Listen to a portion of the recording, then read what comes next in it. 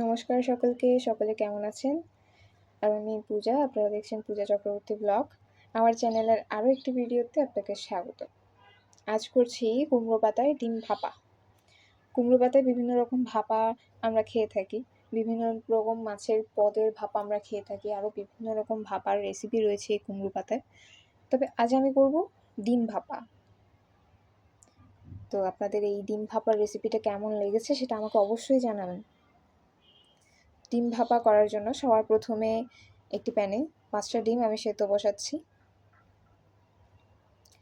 ডিমটা সেদ্ধর সময় একটুখানি নুন দিয়ে দেব, এতে করে খোসাটা খুব সহজে ছেড়ে আসবে। নুনটা একটুখানি নেড়ে চেড়ে দিয়ে ঢাকা চাপা দিয়ে দেব।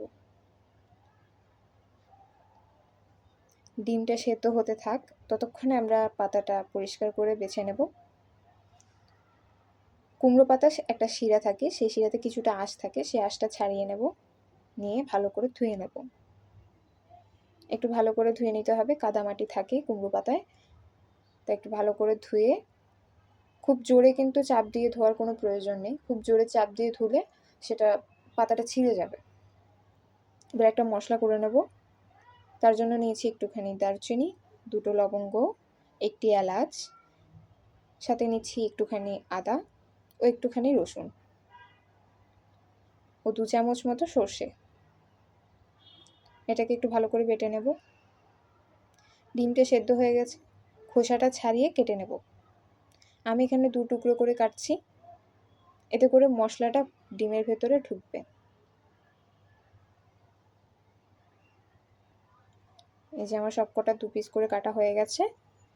এবার একটা বাটিতে কিছুটা পেঁয়াজ নিয়ে নিচ্ছি। এখানে 2টো মাঝারি সাইজের পেঁয়াজ আমি কুচিয়ে নিয়েছি। তার মধ্যে বাটা মশলাটা দিয়ে দিচ্ছি। দিচ্ছি হলুদ গুঁড়ো, লঙ্কার গুঁড়ো, ধনে জিরে গুঁড়ো ও একটু সামান্য লবণ। এবার এটাকে একটু ভালো করে মাখিয়ে নেব, পেঁয়াজটা নরম না হওয়া অবধি।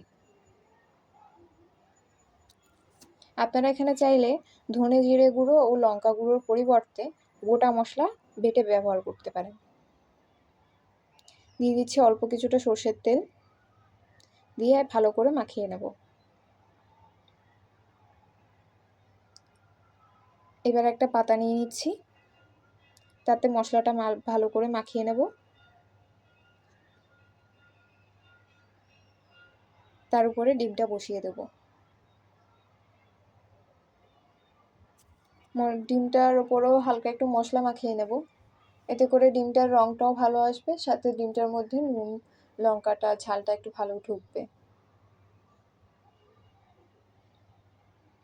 হয়ে গেছে। এবার একটা পাতা উপর থেকে দিয়ে চাপা দেব। পাতাটার মধ্যে আমি অল্প একটুখানি মশলা মাখিয়ে নিয়েছি। এবার ভালো করে বেঁধে নেব। এভাবে ভাঁজটা করে নিয়ে বেঁধে নেব।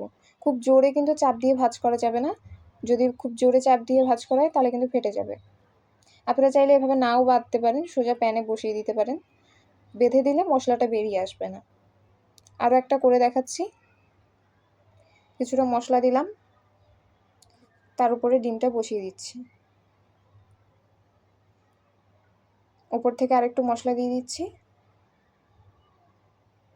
উপরে 2টো কাঁচা লঙ্কা দিচ্ছি। উপরে আরেকটা পাতা দিয়ে দিচ্ছি মশলা মাখিয়ে। এবার এটাকেও ভালো করে ফোল্ড করে নেব।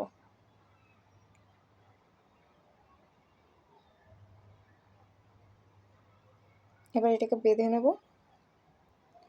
আমার এখানে সবকটা বাঁধা হয়ে গেছে। এবার আমরা প্যানের কাছে চলে যাচ্ছি। প্যানটা হালকা গরম করে তাতে অল্প কিছুটা সর্ষের তেল দিয়ে দেব। তেলটাকে অল্প একটুখানি গরম করব, খুব বেশি গরম করার প্রয়োজন পড়ে না এতে। এবার পাতাগুলোকে ভালো করে সাজিয়ে বসিয়ে দেব।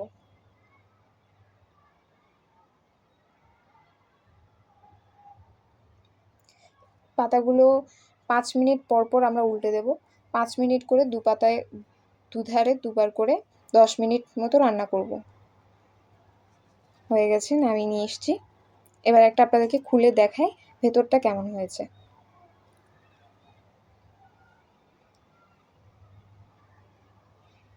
ডিম ভাপার এই রেসিপিটা আমার মনে হয় একটু নতুনত্ব।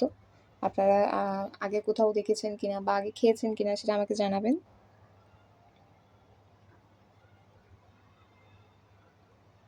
আজ তবে এটুকুই।